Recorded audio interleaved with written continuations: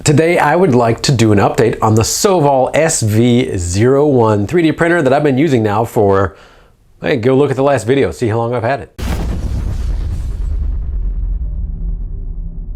So I think I've had the Sovol for about a year now and just want to do an update on how it has been doing. We've actually put a whole lot of hours on that guy. We've been using it to 3D print. Let's see, what have I been doing? There's a glass blower that, hey, these little guys make these little bites. You put them on your blow hose and then you work your glass like this. Been doing big trays of these every here and there. We make some assembly tooling, like little jig sort of things. We also make some jigging work, some tooling for CNC work here and there. Let's see, what else? Marker discs for the side business, for grow and throw. We've done a lot of those, whole bunch of those actually. Marker discs and cart handles. So one of the carts that's fairly popular, it has a hollow handle in it, and I made a little 3D print thing so that you can pull out an end plug. If you know what a bar end is, essentially it's a bar end, but it's a bar end that has a tray on the inside, and you can put, you know, your pencils or whatever so that you can mark down your score on your score sheet. Other things that are also pencil size fit in there. Actually, a lighter fits in there pretty perfect too. That was a pretty good idea. We have witnessed a whole slew of knockoffs on eBay with the exact same design. So, you know, whatever. But long story short, the Sovol has been chugging things out. None of the extruders have had problems. None of the fans have had problems. We have had no problem with the heating element on the bed. It works as advertised over the long term. And I would say, you know, cranking out hours and hours and hours every week, you know, on average, I would say when it was running, which I'll have to get to that story here in a minute, when it was running, we were at least printing 20 hours a week, if not more.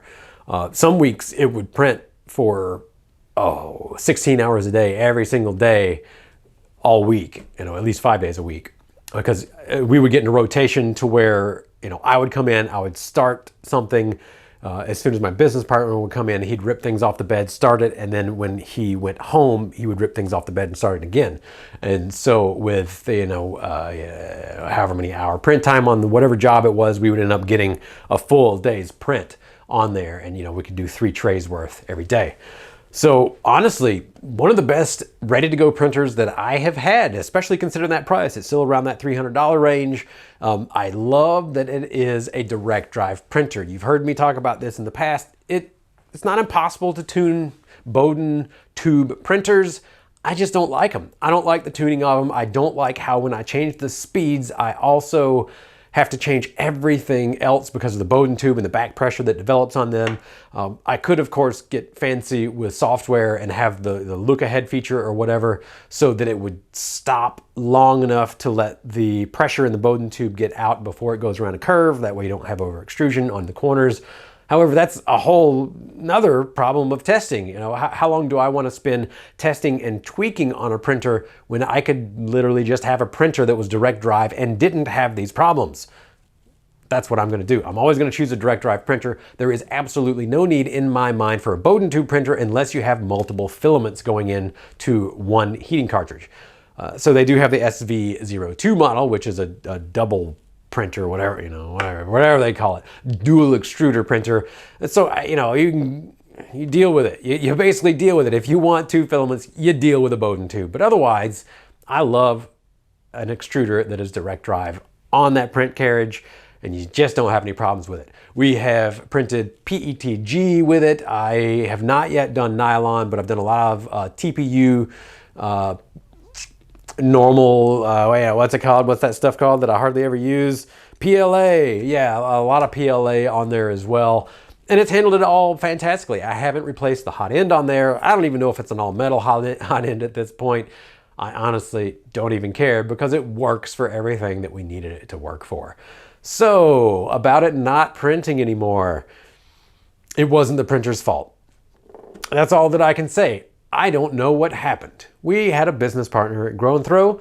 He is no longer a business partner, and part of the reason is because of stories like this. So I came in one day and my printer, well, things just wouldn't stick to the bed anymore. It's like somebody had screwed with the level of the bed. So I tried to level it out and get something to stick to the printer bed, and it just wouldn't stick. Like, things were just jacked up, generally jacked up.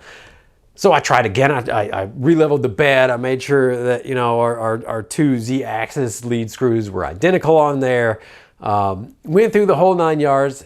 This sucker just wouldn't stick. It was like it was extruding sideways or something like that. So I started looking at it. The entire carriage is bent. And then I started looking at the bed. And the bed, the thing that holds the bed on was bent. I started looking at the powder coating on the bed, which I love that you have an option to flip the bed one way or another for powder coated surface or normal glass surface. I love it. Powder coating works great for all kinds of stuff. Although I couldn't get all the TPU to stick to that. That's probably a story for another day. Going back to it, the powder coating was just the word that I want to use, I don't want to use on this channel right now. It was screwed up really nice, like somebody had taken sandpaper to it. And so the story that I got was, oh, well, parts weren't sticking to the bed, so I started to take a Dremel to it, which my reaction is no, no, no, no, no. If you don't know what you're doing with a printer, walk away.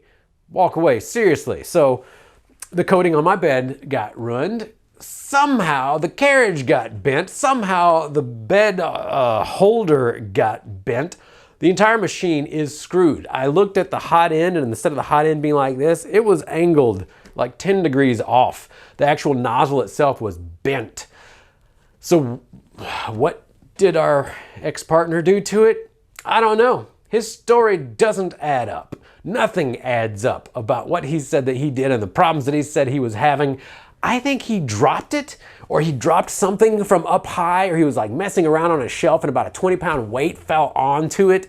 And then I also got a story that somebody came in and he was using a screwdriver as a chisel on the side of the extruder, trying to get some plastic off, to which, of course, my reaction would have been, get the F out of here, like, stop touching my machine. What are you doing? But I, fortunately, wasn't there. Fortunately, wasn't there to walk in on that. But long story short, if you abuse a printer, you will lose your ability to print. And it completely ruined this machine with whatever he ended up doing to it. I still don't know. He still won't tell us whatever at this point. But it is possible to ruin these printers in a way where it is not fixable. So just a heads up to you. If you got plastic stuck on your hot end, maybe wait for somebody else to help you out. Maybe heat up that hot end with a hair dryer, and don't go at it like a chisel. It's not good for 3D printers. No, no, no, no, no. So besides that one particular incident, which probably was only 10 minutes of abuse, the printer has passed with flying colors, enough so that I bought another printer to replace it with. And fortunately with these printers, I can literally just take out my printing card. I will put it in the new printer. I may have to tweak a few things on there, but more than likely I'll just be able to swap right over and we will be off to the races again with the same printer. So I like it enough that I just bought another one.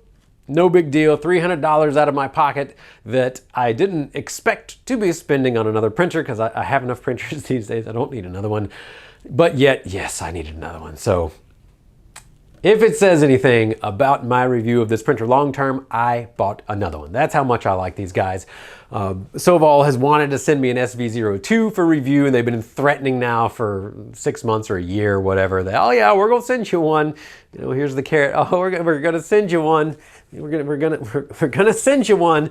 So whatever. I just needed a printer, so I bought another one. And I don't really want dual extruder. It's a headache unless you're potentially doing things that need 2 different filaments. Yeah, why? Not for me, at least. It's not for me. So there you go. That's my review. They weren't great unless you abuse them. So that's it. That's all I got for you. If you do have any further questions about the machine, put your comments down below. I'll do my best to get to them. I appreciate you tuning in today, and as always, have a great one.